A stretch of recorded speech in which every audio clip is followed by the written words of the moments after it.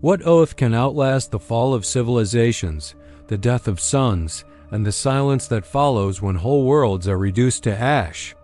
In the red twilight of Mars, where dust storms whisper across cathedrals of steel and memories cling to the bones of titans, such an oath has endured longer than empires. It is etched not in parchment or stone, but in the adamantium hearts of god machines who stride like walking cataclysms, great beasts of war lit by the souls of their pilots and the wrath of the Omnissiah. And at the forefront of these living cathedrals, standing as guardians, avengers, and executioners for 1,000 millennia, is the Legio Gryphonicus, War Griffons, defenders of Mars and champions of the Imperium. To speak their name is to summon an echo of thunder across the ages, a reminder that some battles are not fought for victory, but because the alternative would mean surrendering something sacred. The sands of Mars remember their first steps. Before the Imperium was a dream whispered across the void, before the Emperor walked in radiant silence, Mars had already become an aging titan of its own, broken, hungry, and brilliant. The Legio Gryphonicus rose from those ruins like an ember refusing to die, formed from the forged veins of tyrannies and the ancestral pride of a people who had long since traded flesh for steel. Some say the first War Griffon Titan was born not from industry, but from a prayer and invocation cast into the furnace by hands desperate for hope. Whatever the truth, their engines have roared for more than 10,000 years, their banners stained by wars so ancient that even the Mechanicum's data vaults recall them only in fractured, half-corrupted hymns. Yet through all those long centuries, their oath has never faltered, to stand where all else breaks, to endure when all other shields fail.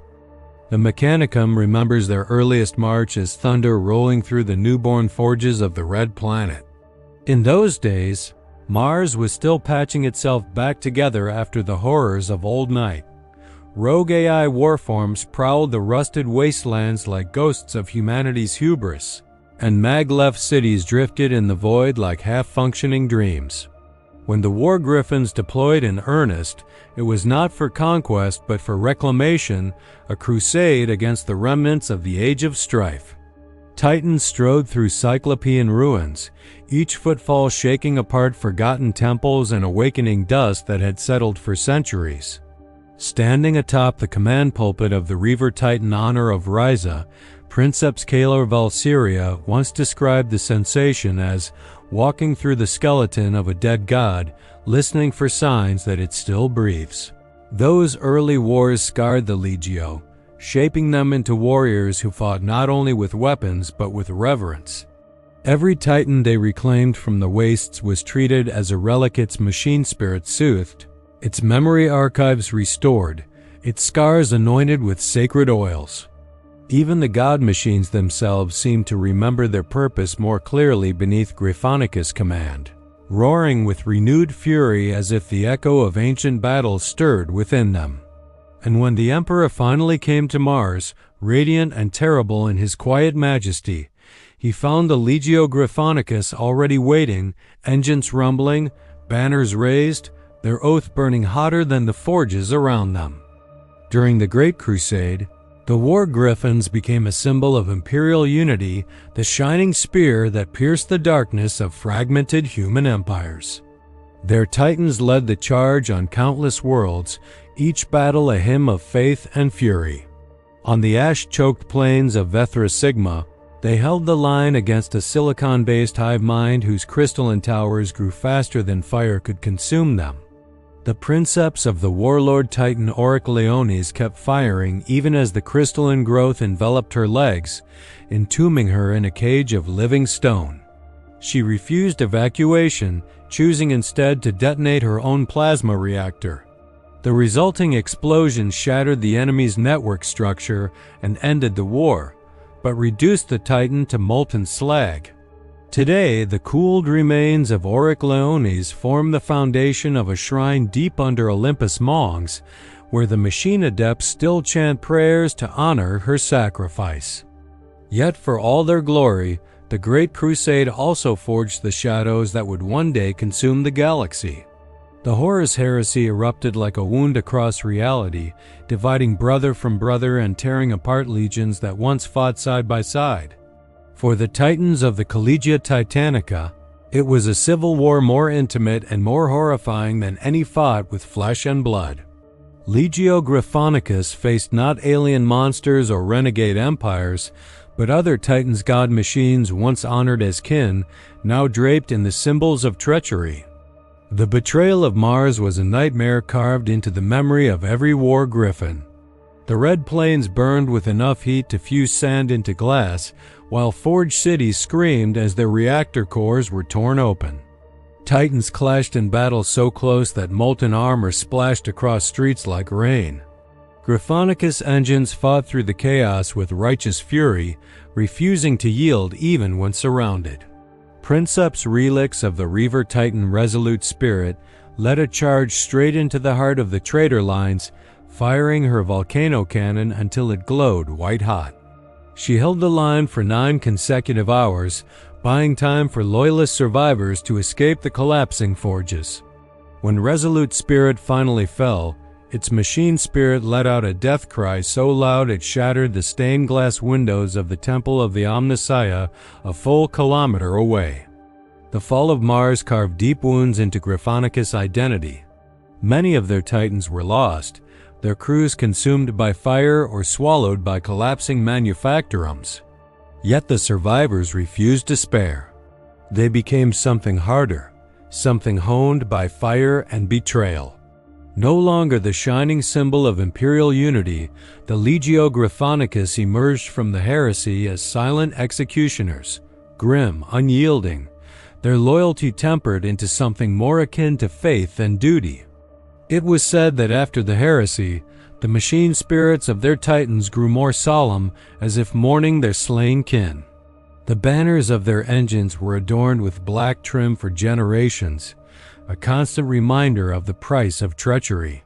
When they marched, they did so with a kind of haunted purpose, as though every battlefield was just another step toward redemption or vengeance. Over the millennia, the Legio Gryphonicus fought wars that reshaped star systems. They battled the tyrannid horrors of Hive Fleet Jormungandr across the catacombs of the planet Syrinx II, where the ground itself shifted with bioorganic growth. They stood against orc war engines on Varun's moon, where the night sky was lined by burning debris fields, each wreck another sacrifice to hold the tide. They confronted the spectral legions of the Necrons, whose Gauss flayers carved luminous wounds across Titan armor like molten silver. And each time, the War Griffons held the line, their engines roaring defiance even in the face of extinction. But for all their valor, it is the quiet moments that define them, the stillness that follows slaughter, the echoes of metal cooling after battle, the whispered rituals of the Narration as they remove their neural plugs and offer thanks for survival. Inside the command cathedral of a Titan, where the Princeps stands at the heart of 1,000 luminous data streams, time feels different. Memories flicker like candlelight, merging the thoughts of human pilot and machine spirit into a single pulse. Here, in the whispering dark, the War Griffons commune with their engines as warriors once spoke with their ancestral spirits, seeking guidance, forgiveness, or resolve. One such moment is still spoken of in awe, the final communion of Princeps Principal Heliana Vioar, her warlord Titan Gloriana. Invictus had just slain a Chaos Warbringer on the shattered plains of Brontes III. The enemy weapon detonated with warp-tainted force, searing a scar into the earth that burned with unnatural fire for days. In the battle's aftermath, Heliana remained connected to her Titan's manifold for hours, unmoving, her eyes closed, her breathing shallow. When her Narration finally removed her neural plugs, they found tears on her cheeks, tears she later claimed were not her own, but the Titan's. Gloriana Invictus had mourned the battlefield, she said, for something ancient had awakened beneath the ruins, and the machine spirit had felt it like a shiver of dread. Over time, rumors spread of a secret buried under the sands of Brontes, the third something the War Griffons discovered but never shared. something that changed the tone of their war hymns, making them more somber, more watchful. Even now, the tech priests whisper of sealed archives and forbidden data locked away in Mars' deepest vaults, guarded by servitors who speak in encoded prayers. Whatever lies beneath Brontes III, the Legio Gryphonicus has carried its memory like a quiet wound, unspoken but ever present. In recent centuries, the War Griffons have become the silent backbone of many Imperial campaigns. They are called not for the wars that are glorious, but for the ones that must not be lost. They have fought in the shadow of the cicatrix maledictum, their armor reflecting the sickly light of the Great Rift as demons clawed their way into real space. They have reclaimed forge worlds torn apart by heretics, their steps shaking apart fractured realities where time loops on itself. They have stood against war machines pulled from nightmares, demonic titans whose cannons fired screams instead of shells. And through all of it, the Gryphonicus engines marched, somber and steady, upholding their ancient oath. Yet something has begun to change. In the innermost data vaults of Mars, where only the highest magi may tread, alarms have flickered for the first time in centuries. Cryptic sigils, some older than the Imperium itself, have begun to appear in diagnostic streams of Gryphonicus titans. Machine spirits whisper in dialects not heard since the Age of Strife. Princeps report dreams filled with red skies and the silhouettes of colossal forms half buried in dust, waiting. Some titans refuse activation until ancient liturgies are spoken, rites long since forgotten. Others have awakened in the dead of night, engines humming softly as though listening for something. And deep beneath Olympus Mons, in chambers sealed since the days of the Great Crusade, a vault door carved with the sigil of the War Griffons has begun to tremble, not from external force, but from something inside. Whatever sleeps within has begun to stir, and as the War Griffons prepare for their next march, a chill settles over Mars, as if the planet itself remembers an oath spoken in ages past. An oath whose price is finally coming due. Silence settled over Mars like a burial shroud, heavy and ancient, as if the planet itself was holding its breath. Deep beneath Olympus Mons, where the sealed vault trembled from the stir of something unseen, the echoes of that awakening seeped into the collective psyche of the Legio Gryphonicus. It was not a sound, not truly, but a sensation. A shiver of unease crawling across the minds of princeps in their sleep, a tremor that rattled the incense-filled chambers of the tech priests as they recited their litanies. Some claimed it was the machine spirits calling out. Others whispered of older things, relics from before the Imperium took shape, before the first Titan ever opened its adamantium eyes. Whatever it was, its presence radiated outward, invisible but palpable, altering the rhythm of war across the Red Planet. On the uppermost battlements of Olympus Mons, Magos Logos Serix stood as dust storms lashed against crimson plating. Cables dangled from his spine like metallic roots, each one twitching in response to signals only he could decode. The tremor beneath the vault had disrupted thousands of sacred data loops. Some systems posted forgotten runes, glyphs last documented during the dark age of technology. Others displayed impossible sequences, spirals that seemed to fold back into themselves. He watched them in silence, the faint glow of cybernetic eyes reflecting characters that no mortal throat could speak. For the first time in centuries, Sarek felt something approximating fear, an emotion he had long since purged but now crept back through the cracks of logic like a ghost defying exorcism. He whispered a binary prayer, hoping the Omnissiah would steady his mind, but the static that replied felt cold. Below him, the Titan Legion stirred.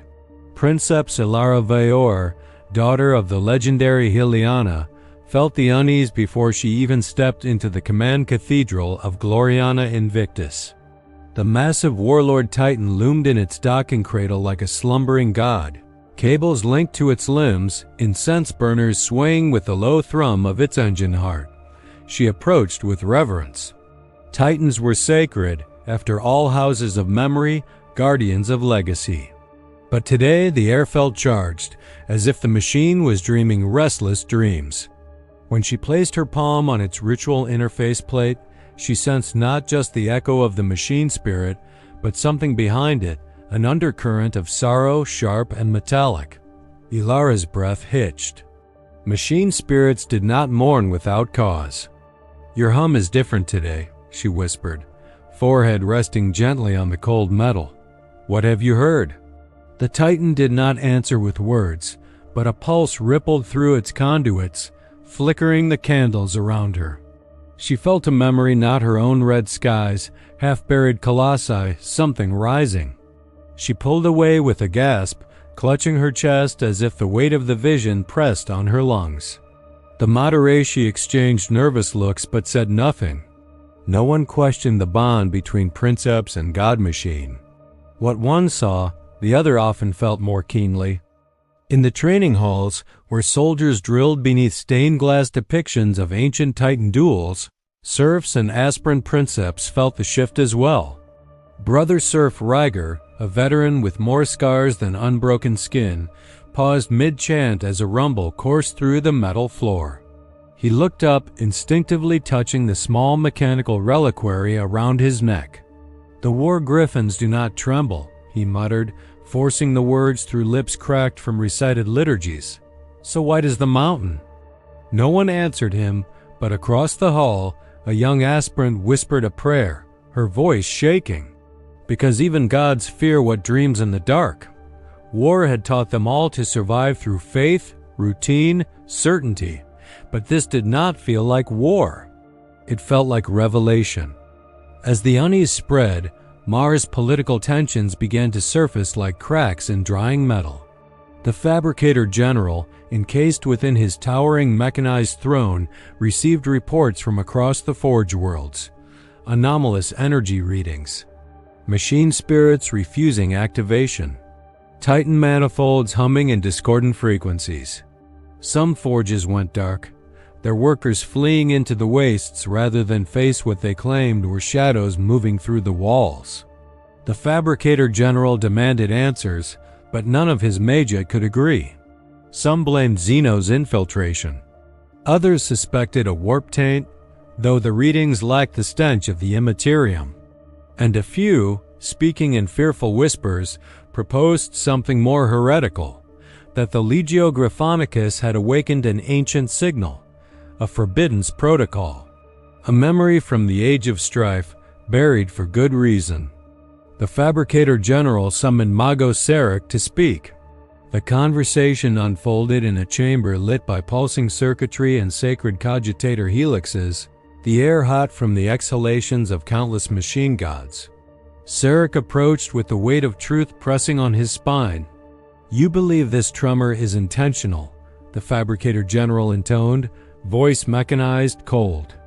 "I believe," Sarek replied, choosing each word carefully, "that the Legio Gryphonicus has triggered a sequence predating even the Emperor's arrival. A sequence not meant to be disturbed." The Fabricator General leaned forward, servos growling. "State your meaning." Sarek hesitated, then spoke the words that felt like rusted blades in his throat. "There are vaults on Mars that even you do not possess the sigils to open. Vaults sealed by the first priesthood of Mars when the planet still bled from the Age of Strife. Whatever stirs beneath Olympus Mongs may be a contingency, a weapon, or a warning, and you believe the War Griffons know of this?" "Not consciously," Sarek admitted, "but their titans may. The oldest among them, Gloriana Invictus, resolute spirit successor carry machine spirits linked to the primal data streams of ancient Mars. They may be remembering." The Fabricator General processed this in complete stillness. When he finally spoke, it was with a sound like grinding gears. "Prepare a detachment. We descend at dawn." Yet dawn on Mars felt dimmer than usual, the sky veiled in storms that glowed faintly with static lightning. As the Fabricator General's retinue descended toward the vault, a procession of chanting tech priests following, Alara Vior stood on a high platform watching the convoy vanish into the crimson haze. Gloriana Invictus towered behind her, humming softly. She felt the urge to accompany the expedition, but something held her back, an instinct, or perhaps the Titan's silent caution pulsing through her synaptic implants. Voices rose behind her as two members of the Collegia Titanica approached. One was High Princeps Cater Mern, his presence as rigid as a bolted bulkhead. The other was Canonist Liturgist Varese, whose duty was to interpret spiritual omens in the manifold's behavior. "You felt it," Mern said without preamble. His tone was not accusatory, merely certain. "Yes," Alara replied. "And you?" He nodded. "All of us. Even my Moderaci had nightmares last night. The Aquila Resolvia woke itself without my command. Its reactor purred like it was waiting." Varese stepped forward, eyes darkened by too many sleepless vigils. "I have reviewed the hymnal logs. There are patterns forming, echoes repeating in cycles of 9. The Omnissiah's Canticle of Rebirth warns of such signs." Ilara frowned. "Rebirth of what?" Varese shook her head. "Not of flesh. Not of spirit. Something older. Something mechanical and divine." They fell silent as thunder rolled across the horizon, though there were no clouds thick enough to produce it. The ground trembled beneath their feet. Ilara's breath caught. This tremor felt different, deeper, as though the planet's crust were reacting to a heartbeat far below. "We should go to the vault," Ilara whispered. "We should pray," Varese countered. "We should prepare for war," Mern said grimly. All three answers felt true. All three felt wrong. Deep underground, the Fabricator General's retinue reached the sealed vault. The massive door loomed like a fallen star, its surface inscribed with glyphs whose edges seemed to shimmer, resisting any attempt to decipher them. Servitors chanted as they wired diagnostic probes into the vault's contours. Screens flickered. Reading spiked. Then, without warning, the vault's surface pulsed. A shockwave surged through the chamber, knocking tech priests off their feet. Alarms shrieked. Golden sparks cascaded from the ceiling like falling suns. The vault door began to open, not outward, not inward, but unfolding itself as though the metal were peeling away into another dimension. Light spilled from the widening gap. A light that felt impossibly old, impossibly heavy, as though it carried memories the galaxy had forgotten. The Fabricator General raised a mechanized hand to shield his optics. "What is this?" he demanded. "What sleeps here?" Magos Sarek stared into the radiance, his voice a trembling whisper. "Not what? Who?" The light expanded, engulfing the chamber, burning through cogitators and data streams. Across Mars, every titan of the Legio Gryphonicus screamed through their manifold at once, a chorus of metallic agony that echoed across the planet like the roar of awakening gods. Princeps collapsed in their sanctums, driven to their knees as visions pierced their minds, visions of titanic figures striding across a world bathed in fire, machine spirits bowing before a presence older than the Imperium, a presence the early priesthood of Mars had sworn to bury. On the surface, Ilara clutched her head, overwhelmed by the Titan's psychic onslaught. Gloriana Invictus shuddered in its cradle. Sparks danced across its armor. For a moment, she saw through its eyes instead of her own. Red deserts stretching endlessly. Colossal shapes rising from beneath the sands, each one wreathed in symbols that pulsed like living circuitry. And then she heard a voice, not human, not machine, but a fusion of both, echoing from a time when Mars bowed to no emperor. "We are the first forged," Ilara gasped, heart hammering. The vault was not a prison. It was a birthplace, and something inside it had just remembered its name. Light surged from the ancient vault like a second dawn, cold, metallic, and so heavy with memory that Mars itself seemed to shudder beneath its weight. As the radiance spread through the subterranean chambers, cogitators overloaded, servoskulls malfunctioned, and sacred conduits burst into showers of sparks. Above, titans roared as though caught between birth and death. Across the red planet, the Legio Gryphonicus felt an ache in their machine spirits that mirrored the ache rising in the human hearts of their princeps. Recognition mingled with dread, remembrance mixed with betrayal. When the light finally dimmed, the Fabricator General's throne sputtered with warning sigils. He stood at the lip of the vault, steaming coolant dripping from his mechadendrites. What lay within was not a weapon, not in any conventional sense. It was a vast chamber of suspended forms, colossal silhouettes hanging like metal titans embalmed in time. Their frames were sleek, angular, lined with circuitry that pulsed like veins of lightning. They resembled titans, and yet not older, more predatory, less encumbered by the weight of millennia. The air thrummed with energy as if the chamber were an ancient heart beginning to beat again. Mago Sarek stepped forward, awe and terror warring in his voice. The first forged prototypes of the god machines, pre-imperial, pre-mechanicum, designs lost since the Dark Age. But the Fabricator General sensed something deeper. These machines felt wrong, not corrupted, but unaligned. Their symbology did not match the Omnissiah. Their forms predated the cult that worshipped him. They were children of a different faith entirely. Before either man could speak, one of the suspended giants stirred. A tremor pulsed through the cables. A flicker ran across its dormant optics.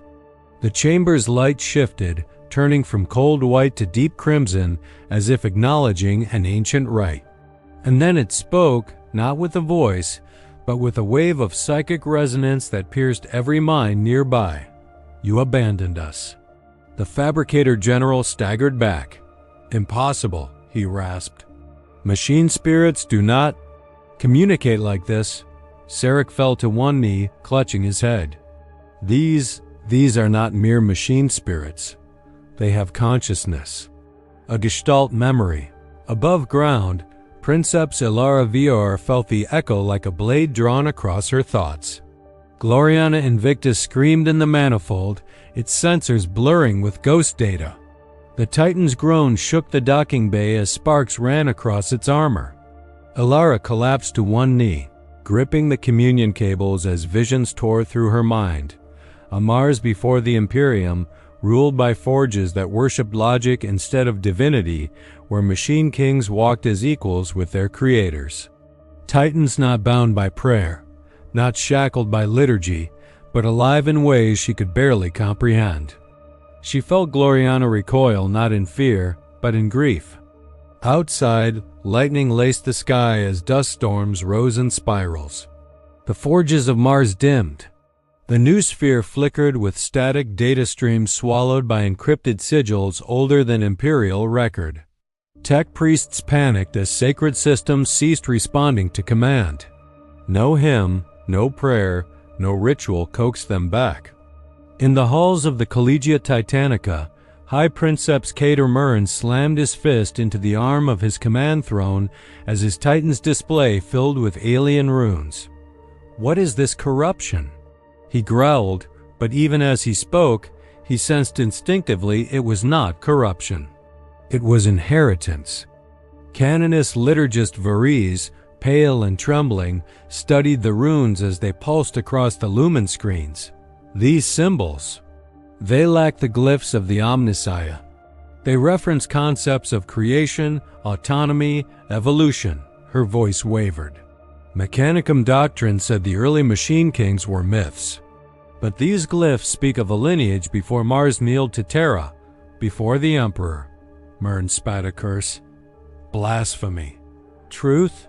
Varus whispered. "And truth is always more dangerous." Elsewhere, whispers spread among serfs and soldiers. Some feared the Titans were rebelling. Others believed the first forged were harbingers of salvation. Many fell to their knees, not in devotion but in despair, their faith shaken by the possibility that their god machines were not gifts of the Omnissiah, but echoes of an older, forgotten pantheon. Mars trembled again. From deep within the vault, The suspended machines opened their eyes, multiple, glowing like dying stars. Energy surged through their frames, loosening ancient bindings. One by one, they descended from their frames, legs touching the ground with a sound like thunder wrapped in mourning. The Fabricator General activated his internal vox. Contain them. At all costs. The Imperium will not fall to its own past. But the First Forge did not attack. They simply stood, massive and regal, their forms radiating the weight of millennia. The leading construct, its armor adorned with fractal sigils, turned its gaze toward the vault's shattered entrance. We do not seek war. We seek memory. You buried our legacy. You shackled our descendants. You made gods out of tools and slaves out of giants. The chamber shook as their presence reverberated through the very bedrock of Mars. Before the Fabricator General could respond, the First Forged projected visions across the minds of all present, a shared hallucination, a psychic tapestry. A vision of ancient Mars as it once was, a world of logic and invention where machine and maker existed in harmony. Titans walked alongside humans as advisors, guardians, thinkers. No prayers, no chains. No mechanical liturgies. Just partnership. Then came the cataclysm, the age of strife. Warp storms ripping reality apart. Madness rising in the minds of machines and mortals alike. The First Forged fought to hold the world together, but humanity, terrified of their power, turned on them. They were sealed away, forgotten. The surviving Titans lesser, incomplete, became the ancestors of the Legio Titanicus. Over millennia, ritual replaced code. Faith replaced knowledge. A new religion was born from the ashes of terror. The truth struck like a planetary bombardment. The god machines of the Imperium were never gods. They were amputations of something greater. And the Legio Gryphonicus had been guarding their broken children for 10,000 years. Ilara's breath shook as the vision faded. She felt Gloriana Invictus trembling, not in fear, but in yearning. A longing to be whole. A longing to remember. On the surface, sirens wailed as entire Titan cohorts convulsed with conflicting impulses: loyalty to Mars, loyalty to the Imperium, loyalty to their ancient kin. Some Titans powered down entirely, falling silent as though contemplating their identity. Others roared defiantly, their princeps screaming prayers to drown out doubt. Within the vault, the First Forge stepped forward. We are not your enemies, but your path leads to ruin. The Imperium devours itself. Mars is corrupted by ritual. Titans are bound by fear. We offer release, memory, evolution. Their leader knelt, massive frame bowing with surprising gentleness. Legio Gryphonicus, children of our children, come with us. We will show you what you were meant to be. The Fabricator General raised his weapon arm, eyes blazing.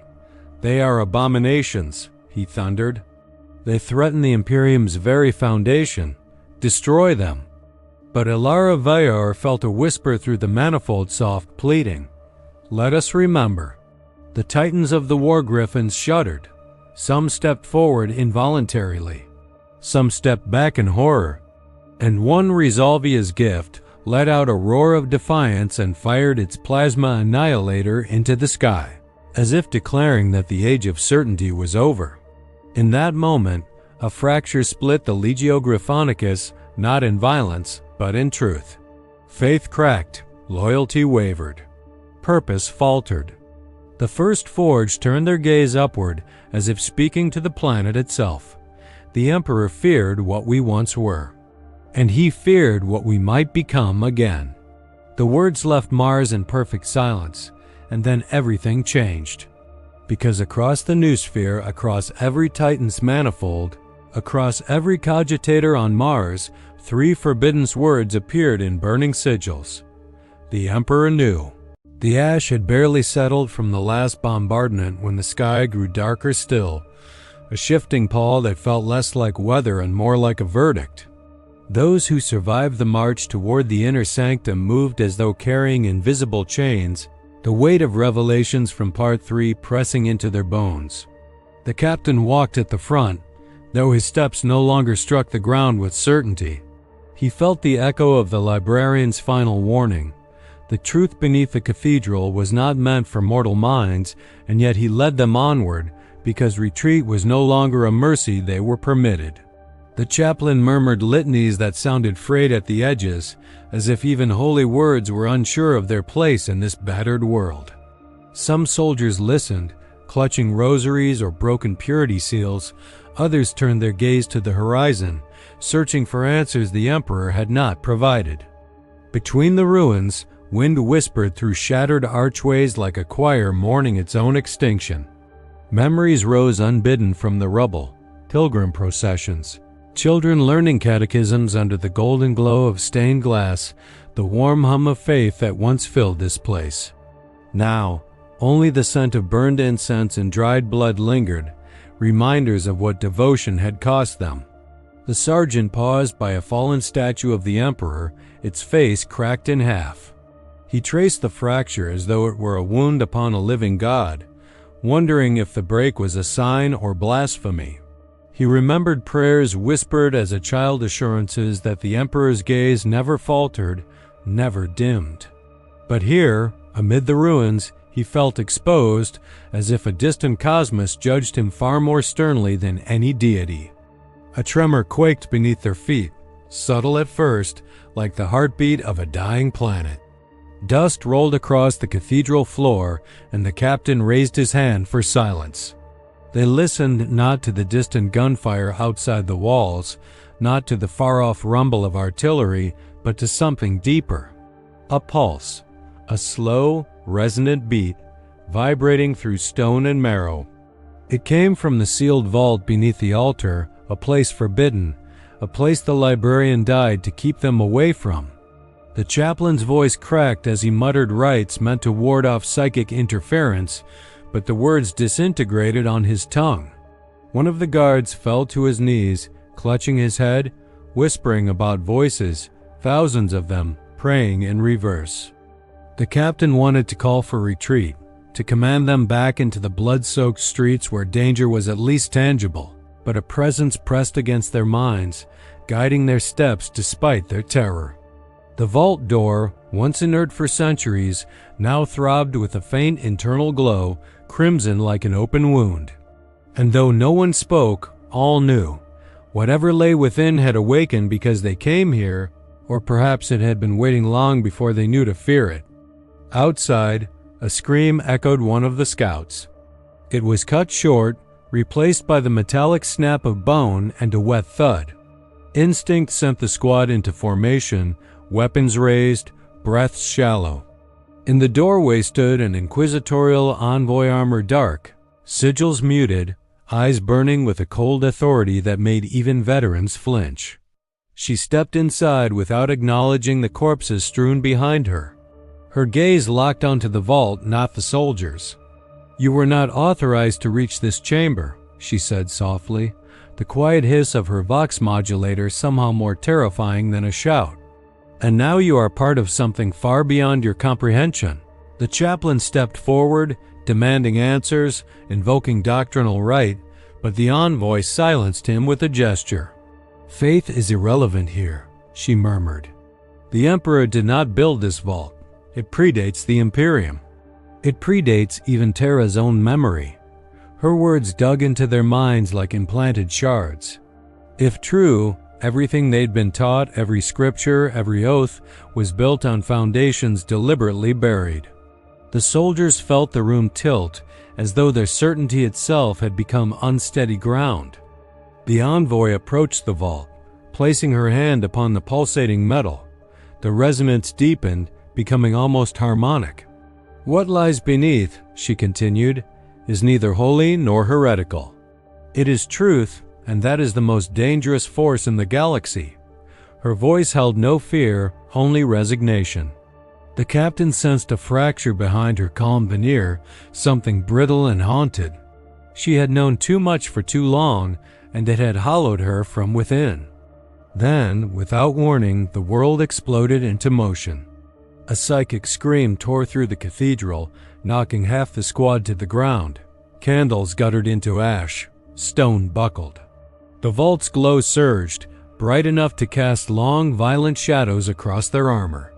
The sergeant saw visions unfurl in the air, planets burning in impossible patterns, armies fighting wars that never reached the histories, a figure resembling the emperor weeping golden tears that turned to chains around his own throne. He stumbled back, unable to breathe. If these were illusions, they were too real. If they were truths, they were too devastating to accept. The envoy raised her staff, chanting in a language not meant for mortal throats. The captain tried to steady her, but a force shoved him away. Runes on her armor flared, cracking under the strain. She was trying desperately to contain whatever rose from the vault, but her efforts were failing. A beam of impossible light burst upward, splitting the cathedral ceiling, flinging debris into the dusk. Through the gash, the sky seemed wrong, too vast, too alive, as if something on the other side peered down with fascination. The chaplain crawled toward the captain, bleeding from his eyes. "This is why the librarian warned us," he gasped. "This thing, it is not the Emperor's enemy, nor his ally. It is older. It watches the Imperium like a child watches an anthill." His faith fractured audibly with each word. Maybe we're not chosen. Maybe we're just observed." Before the captain could respond, the envoy screamed a raw human sound that no augmetic could distort. The vault doors split open, not physically but conceptually, peeling apart like two halves of a thought. A wave of cold shot out. Not the chill of winter, but the chill of revelation, of understanding too immense for fragile minds. The sergeant collapsed, whispering apologies to the Emperor for doubts he'd never spoken aloud. Other soldiers clutched their icons, tears streaking grime down their faces as if begging for blindness. From the vault rose a silhouette, shifting and indistinct. It felt familiar and alien all at once. Voices filled the chamber, layered and multiple. Some heard commands. Others heard laughter. A few heard nothing at all. The captain heard only one sentence, whispered directly into his mind with unbearable gentleness. "You were never meant to know me." The envoy lunged, driving her staff into the entity with a desperate, suicidal ferocity. There was a flash white, then black, then something beyond both. When vision returned, she was gone, not dead, not obliterated, simply removed from the concept of existence. The soldiers trembled, realizing the scale of what they faced. Not a demon, not a god. Something beyond their definitions of reality. The entity drifted upward, passing through the cracked cathedral ceiling. The gash widened as it ascended, leaving behind a trail of shimmering distortion. Outside, the sounds of battle faltered. Even the enemy paused, as if every being on the planet felt something awaken. The captain staggered to his feet, lungs tight, heart hammering. He looked at his remaining soldiers, broken, terrified, but alive.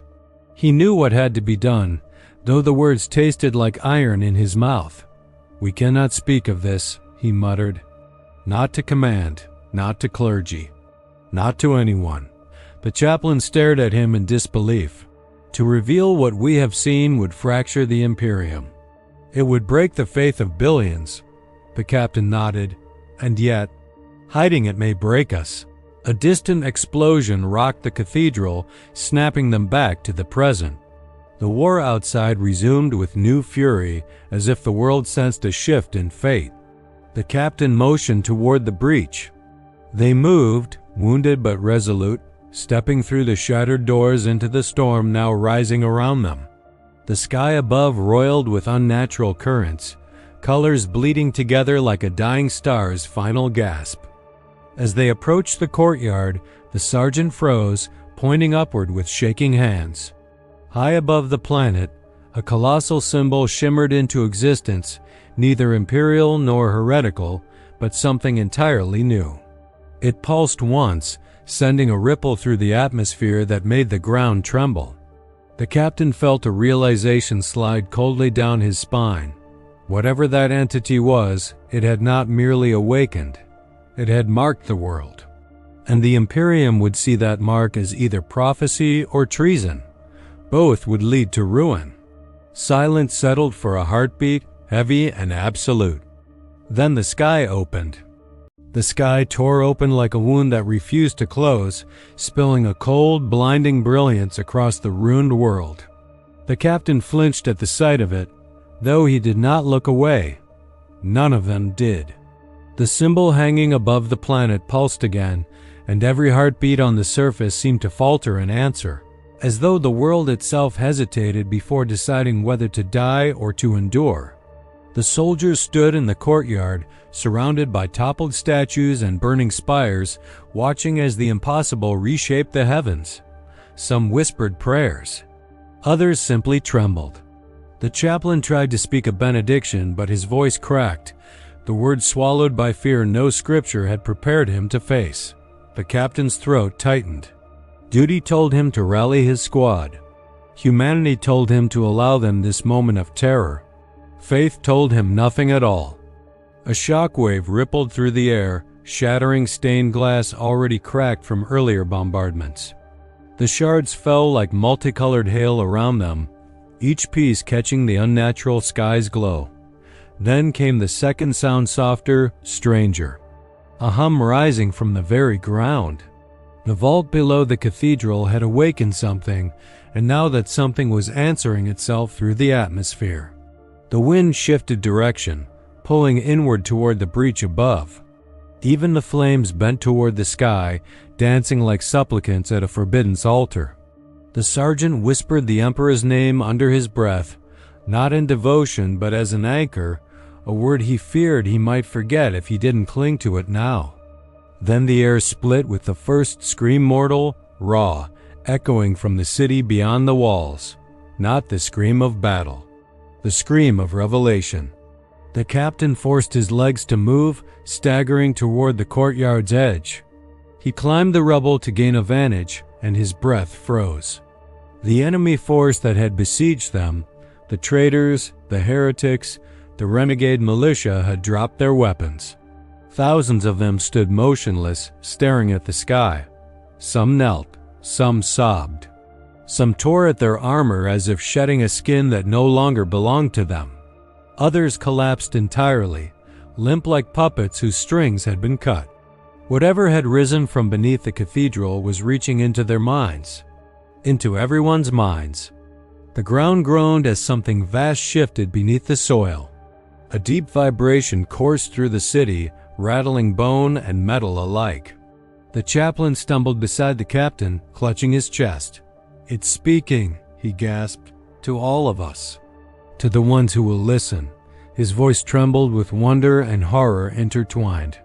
"But it speaks in truths we were never meant to hear." Before the captain could ask what he meant, the sky flashed again. A spear of radiant distortion plunged from the heavens into the heart of the city, obliterating a dozen city blocks in absolute silence. The explosion followed a moment later, a thunderous, concussive roar that shook the mountains themselves. Soldiers fell. Debris rained down. The captain threw himself over the chaplain, shielding him from a chunk of flaming stone. When the shock passed, they rose slowly, ears ringing, lungs aching from dust. Through the smoke, dark shapes emerged, Imperial reinforcements, but not the kind that brought comfort. Their armor gleamed with the sigils of the Inquisition, obsidian and steel, their banners embroidered with warnings rather than honor. Gunships roared overhead, descending in a cloud of dust and shrapnel, their spotlights slicing through the chaos. A voice boomed across the city through 1,000 vox amplifiers, cold and merciless. "Citizens of the Imperium, by decree of the Holy Ordos, you are to cease all movement. Compliance is survival. Non-compliance is treason." The captain felt something sink inside him.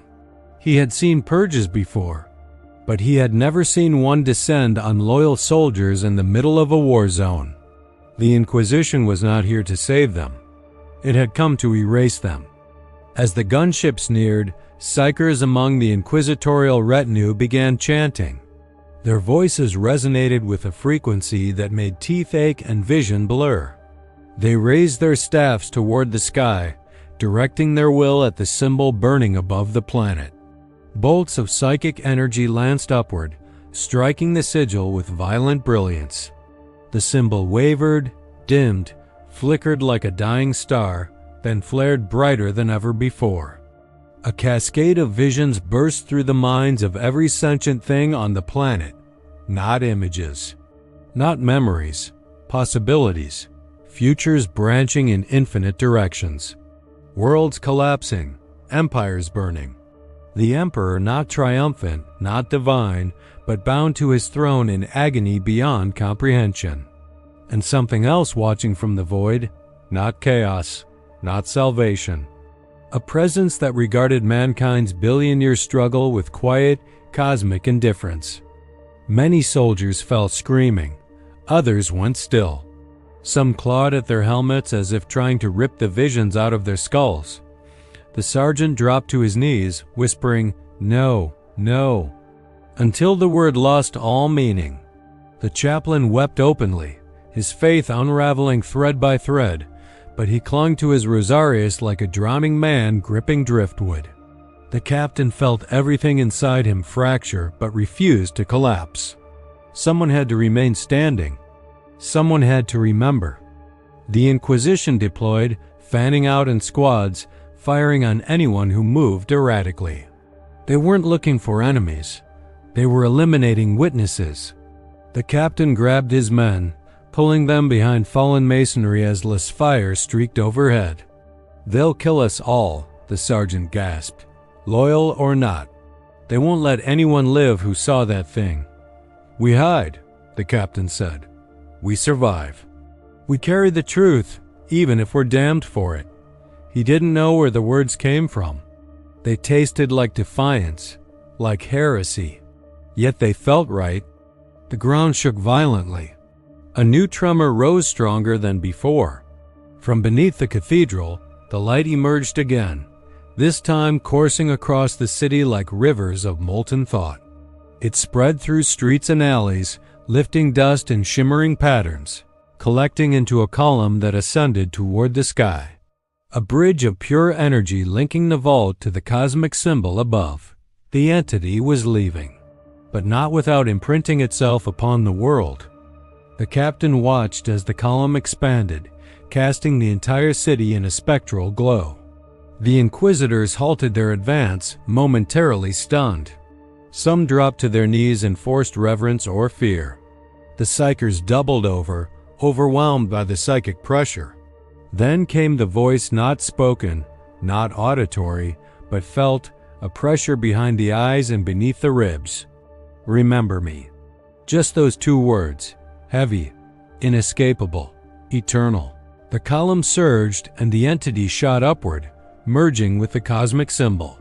For a moment, the entire world went silent, not quiet silent, as though every living thing held its breath. Then the symbol collapsed inward, vanishing with a flash that turned night into white daylight. A shockwave tore across the sky, sweeping the clouds aside in a perfect circle, revealing stars that burned with unnatural clarity. The tremors ceased. The wind stilled. The storm was over. But the silence that followed was worse. The city lay broken. Fires smoldered in defeated flickers. The Inquisition regrouped, shaken but resolute. The captain and his surviving soldiers emerged from cover, their nerves raw, their souls carved open by what they had witnessed. The chaplain looked up at the sky, lips trembling. "The Emperor's light is different now," the sergeant whispered. Was that a warning? A promise? Or a judgment? The captain didn't answer. He couldn't. He felt only an ache deep inside a hollow where certainty had once lived. The entity's final message echoed through him like a heartbeat that wasn't his. "Remember me." Not an order, not a threat, a burden. As dawn crawled over the horizon, The captain realized the truth. Something ancient had awakened and departed, but its shadow would stretch across the Imperium forever. This world was marked. Every witness was marked, and the Inquisition would scour the planet clean to bury what had happened. The captain tightened his grip on his weapon, feeling the weight of destiny settling on his shoulders like ash. The storm had passed, but its consequences had only begun. The dawn that followed felt thin and fragile, as though light itself were hesitant to return to a world still trembling from what it had witnessed. Ash drifted through the air in slow spirals, glowing faintly in the newborn sun like the ghost of a snowfall that had forgotten how to fall. The captain walked through streets that no longer felt like streets, past towers whose upper halves had been sheared away in perfect, silent arcs, as if carved by a blade made of memory rather than metal. His boots pressed into dust that had once been stone, metal, flesh, faith. Every step felt like trespass upon a mausoleum too vast to name. The surviving soldiers trailed behind him in a somber procession. None spoke. Words were too sharp for this hour. They moved through the ruins like pilgrims searching for a shrine that had already become myth. Here and there, they saw inquisitorial banners planted in the rubble, left as warnings or as declarations of dominion. But the inquisitors themselves had withdrawn deeper into the city center, erecting fortifications around the cathedral's shattered heart. They sought to bury the truth beneath layers of secrecy and fear.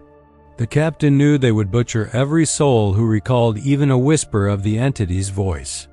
Yet the thought no longer kindled anger within him, only sorrow. They reached a vantage where the cathedral had once stood proud. Now it lay half-collapsed into the cavern below, its spires broken, its sacred murals scoured white by the eruption of impossible light. Beams of sun spilled through the gaps in the stone, illuminating motes of ash suspended in the air like the remnants of a sanctified dream. The chaplain stepped forward, eyes glistening beneath his cracked helm. "A relic of faith," he murmured, reduced to proof that faith was never enough. His voice did not tremble from fear, it trembled from revelation. A man who had prayed for clarity had finally been granted it and found it unbearable. The captain rested a hand on the chaplain's shoulder, though he had no words to ease the man's burden. Around them, the sergeant and the others knelt among the debris, not in prayer, but in silent communion with all they had lost. Some brushed their fingers across fragments of stained glass warped by the psychic blast. Others simply bowed their heads, seeking comfort in the stillness. That stillness felt immense, as if the world itself were pausing, holding its breath to see what humanity would do next. A distant rumble rolled across the horizon thunder without storm. The captain turned to see the Inquisition's black gunships lifting into the sky. They ascended in disciplined formation, leaving trails of smoke that cut across the heavens like scars. The symbol that had once burned above the world was gone, leaving only an empty patch of sky where no cloud dared drift. Yet the absence felt heavier than the presence had. A hollow afterimage clung to the air, like a memory refusing to fade. The soldiers watched as the gunships dwindled to specks. The captain knew their departure marked not mercy, but the beginning of a new chapter of silence.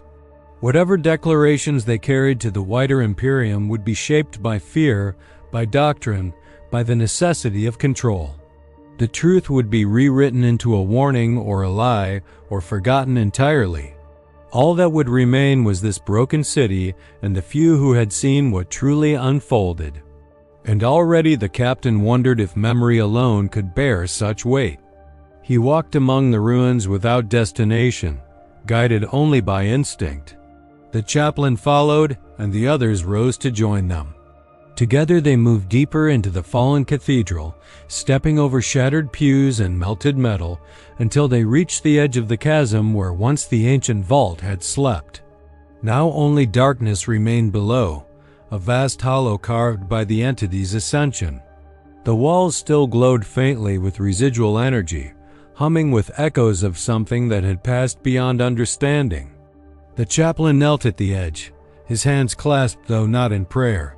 "What do you think it was?" he whispered.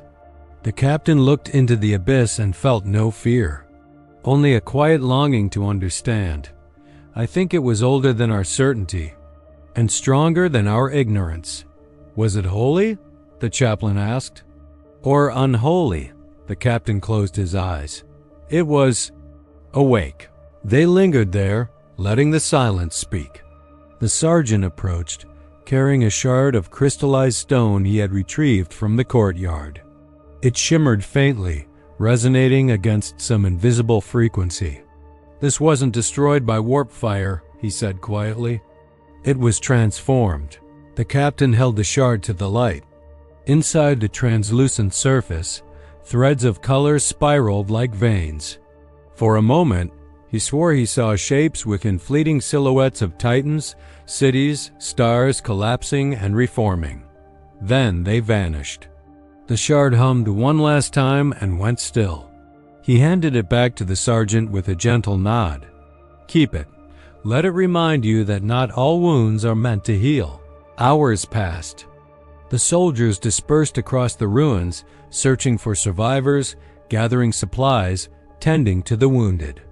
But the city was a carcass now, its spirit torn out, its heart hollow. The captain found himself drawn to the outer walls, climbing the rubble until he reached a vantage over the plains. The landscape burned with the soft glow of dawn, though smoke still rose in crooked columns.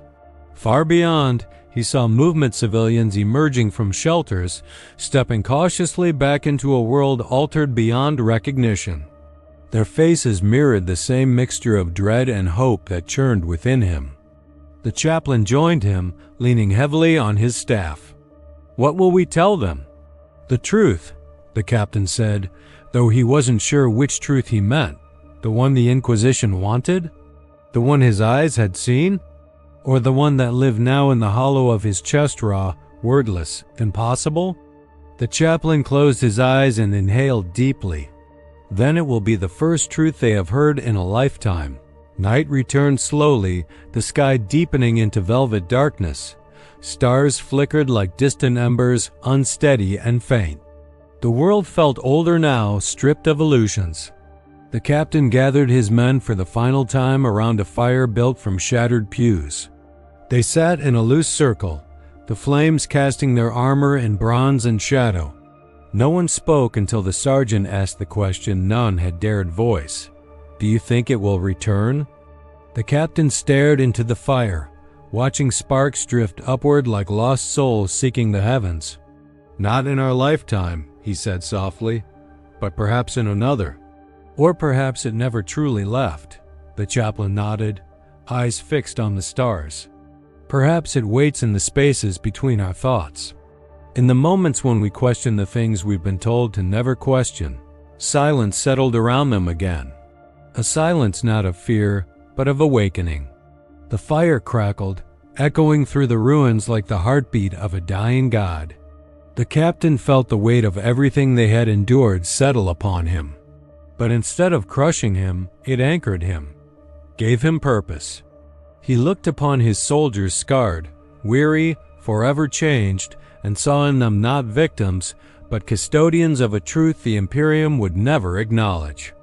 A truth that lived not in archives, but in the souls of those who survived to remember. As the flames began to dim, the captain whispered the final words he would ever speak of this day. "We carry the memory.